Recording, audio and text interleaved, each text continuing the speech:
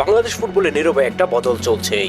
হামজা সামিচুম জায়ানদের আগমনে খেলা বদলেছে, কিন্তু বদলায়নি একটা জায়গা, গোলবারের নিচে সেই পুরনো দোলাচল। বেশ কয়েকটা ম্যাচে দুর্দান্ত খেলেও বাংলাদেশ শেষ মুহূর্তে জয় ধরে রাখতে পারেনি। তাই তো বিশ্লেষকরা বলেছেন, এটা ট্যাকটিক্যাল ব্যর্থতা নয়, বরং গোলরক্ষক পজিশনের দীর্ঘদিনের সমস্যারই প্রতিফলন। মিতুল বর্মা একের পর এক সুযোগ পাচ্ছেন, কিন্তু বড় ম্যাচে নিয়মিত ব্যর্থতা দলের মানসিকতা পর্যন্ত নাড়া দিচ্ছে। অপরদিকে অভিজ্ঞ গোলরক্ষক আনিসুর রহমান জিকু অজানা কারণে লম্বা সময় ধরে দলের বাইরে রয়েছেন। এই অনিশ্চয়তার মাঝে এসেছে এক নতুন নাম, একটা নতুন সম্ভাবনা, যার উপস্থিতি পুরো সমীকরণটা পাল্টে দিতে পারে। তিনি বাংলাদেশি বংশোদ্ভূত আমেরিকান গোলকিপার সাইফ কেরওয়ালা।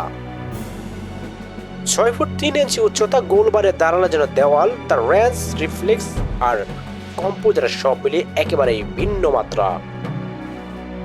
বাংলাদেশ দলের দীর্ঘদিন ধরে কেউ ধারাবাহিকভাবে মান ধরে রাখতে পারেনি। মিতুল ফ্লাকচুয়েট করেন, জিকু রহস্যজনকভাবে অনুপস্থিত।